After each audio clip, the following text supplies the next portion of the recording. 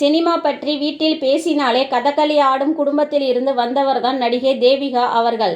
கருப்பு வெள்ளை காலத்தில் இருந்து தனது நடிப்பை துவங்கிய இவர் தனது பாட்டியின் ஆதரவினால் நடிக்க துவங்கினார். குறைவான படங்களில் நடித்திருந்தாலும் தனது கேரக்டர்களின் வழியே தனி சிறப்பை வெளிப்படுத்தி புகழ் பெற்றவர். நடை, உடை, பாவனைகள் வழியே தமிழ் ரசிகர்களின் மனதில் குடியேறியவர். தற்பொழுது நடிக்கவில்லை என்றாலும் கண்ணழகி கனகா இவரது மகள். தனது பாட்டியின் ஆர்வத்தினாலேயே சினிமா துறைக்கு வந்தவர் நடிகை தேவிகா அவர்கள். நவராத்திரியின் போது தேவிகா அவர்கள் மகிஷாசுர மர்தினி வேடமிட்டு ஆடியது அவரின் முதல் மேடை. தேவிகாவின் ஜாதகப்படி அவர் கலைத்துறையில் பயணித்தால் நல்ல எதிர்காலமும் பேரும் புகழும் அத்துடன் நல்ல வருமானமும் கிடைக்கும் என்பதை அறிந்து கொண்ட தேவிகா அவர்களின் பாட்டி வீட்டிலேயே பாட்டு கிளாஸ், வயலின் கற்றுக் கொடுக்கப்பட்டது. சில பாடல்களை பாடவும் பயிற்சியும் தரப்பட்டதாம். தேவிகாவின் பாட்டியும் சங்கீதத்தில் அதிக பற்றும் ஆர்வமும் கொண்டவராம். கோயிலுக்கு சென்றால் பாடுவது, பூஜை அறையில் பாடுவது என்றிருந்த தனது கலை ஆர்வத்தை தனது பேத்தி தேவிகா கையில் எடுக்க வேண்டும் என்று நினைத்தார். தெலுங்கில் நாட்டியதாரா என்ற படத்தில் தொடங்கியது இவரது திரைப்பயணம். தமிழில் அதிக படங்களில் நடித்தார். பாவமன்னிப்பு, கர்ணன், வானம்பாடி, நீலவானம், முரடன், முத்து, ஆனந்த ஜோதி, ஆண்டவன் கட்டளை, அன்னை இல்லம், நெஞ்சில் ஓர் ஆலயம் என்று பல படங்கள் நீண்டு கொண்டே போனது. தமிழில் இவரின் மனதில் நிற்கும் பாடல்களின் வரிசையில் முதலில் நிற்பது சொன்னது நீதானா சொல் சொல் என்ற பாடல்தான். அனைவரின் மனதையும் கவர்ந்த பாடல் இது. பால் இருக்கும், பழம் இருக்கும், வாழ நினைத்தால் வாழலாம், வழியா இல்லை பூமியில், தூக்கணாம் குருவி கூடு, நினைக்க தெரிந்த மனமே, ஆயிரம் பெண்மை மலரட்டுமே, பொதிகை மலை உச்சியிலே என்று காலத்தால் நிலைத்து இருக்கக்கூடிய பாடல்களே அதிகம். கண்ணதாசன் அவர்களின் முகம் வாடியிருந்தால் அவரிடம் அண்ணனுக்கு என்ன கவலை என்று கேட்பதுடன் அவரை புகழ்ந்து ஒரு நிம்மதியை உண்டாக்கி விடுவாராம் தேவிகா அவர்கள்.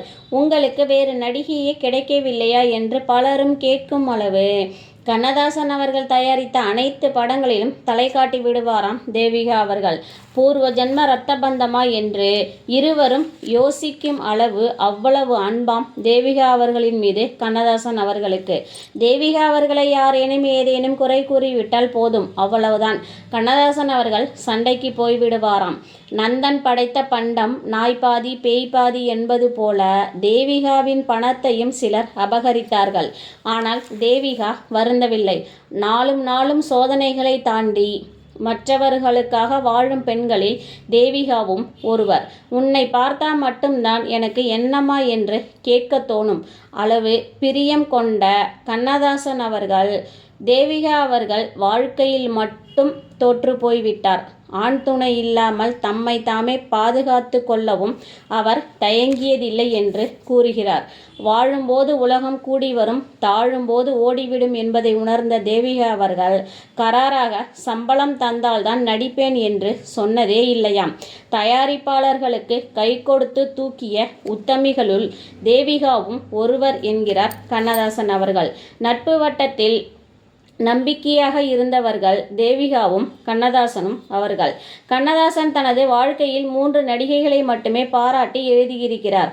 அவர்கள் மனோரமா, டி.ஆர். ராஜகுமாரி போன்றவர்களுடன் நானும் இருக்கிறேன் என்பதில் பெருமை என்கிறாராம் தேவிகா அவர்கள்.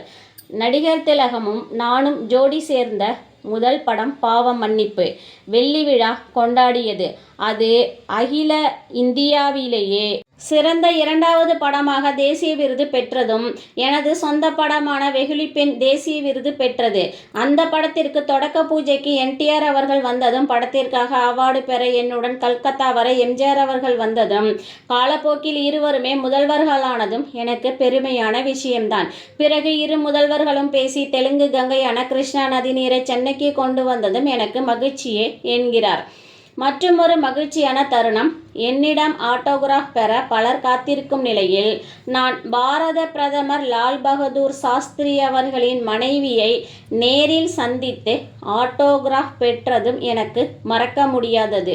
அவ்வளவு தன்னம்பிக்கைக்கு உரிய மனுஷி அவர் என்கிறார் நடிகை தேவிகா அவர்கள்.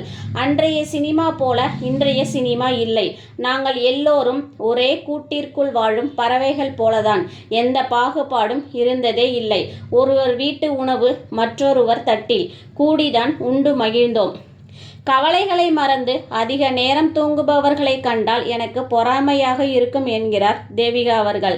நெஞ்சில் ஓர் ஆலயம் தயாரானதும் அதனை பார்த்த கவிஞர், தேவிகா நீ வேணும்னா பாரு, இந்த படத்திற்கு பிறகு உனது சம்பளம் உயரும் என்கிறார். நீ கேட்காவிட்டாலும் சம்பளத்தை உனக்கு வாரி வழங்குவார்கள் என்றாராம் கவிஞர் கண்ணதாசன் அவர்கள். வி.என். ரெட்டி அவர்கள் இயக்கிய புட்டிலு படத்தில் முதல் வாய்ப்பு நடனமாடவே கிடைத்தது. அப்படத்தில் ஹீரோயினா நடித்த நடிகை ஜமுனாவிடம் வி.என். ரெட்டி அவர்கள் சொல்வாராம், ராணி மிகப்பெரிய நடிகையாக புகழ் பெறுவார் என்று சொல்லும் பொழுதே கோபத்தில் கொந்தளித்து கத்துவாராம் ஜமுனா அவர்கள். அதுபோல் இவரது பட போஸ்டரில் தேவிகாவை அடையாளம் கண்டு பள்ளியில் சக தோழிகள் கிண்டல் செய்ததால் படிப்பை விட்டு முழுநேர நடிகையாக மாறிப்போனவர். ஸ்ரீதர் மற்றும் கண்ணதாசன் படங்களில் அதிக அளவிலும் நடித்தவர். சிவாஜி அவர்களோடு அதிக படங்களில் நடித்தார்.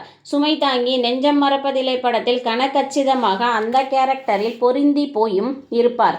நடிகை விஜயகுமாரி நடிக்க இருந்த கேரக்டர் தான் தேவிகா மாற்றப்பட்டார். விஜயகுமாரி பிடிவாதமாக எனக்கு ஜோடியாக எஸ். ராஜேந்திரன் தான் நடிக்க வேண்டும் என்று இயக்குனர் ஸ்ரீதர் அவர்களிடம் கரார் காட்டியதால் விஜயகுமாரியை நீக்கிவிட்டு தேவிகா அவர்களை செலக்ட் செய்தார் ஸ்ரீதர் அவர்கள்.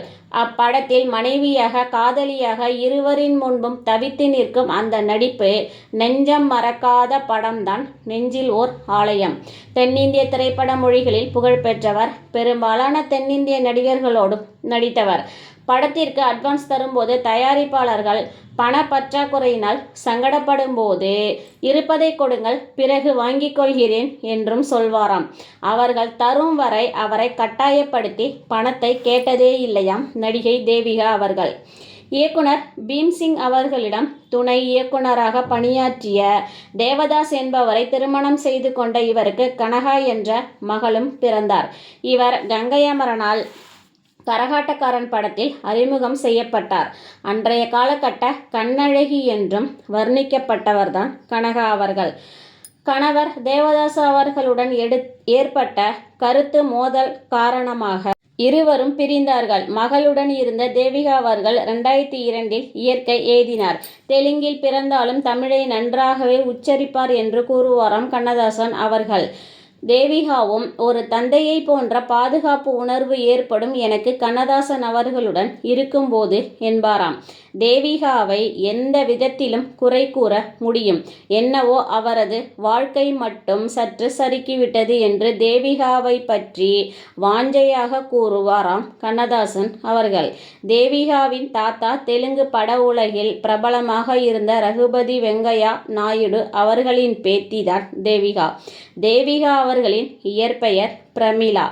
வீட்டில் செல்லமாக ராணி என்றே அழைக்கப்பட்டவர்தான் நடிகை தேவிகா அவர்கள். தொடர்ந்து இணைந்திருங்கள் கண்மணி தகவல்கள் சேனலுடன்.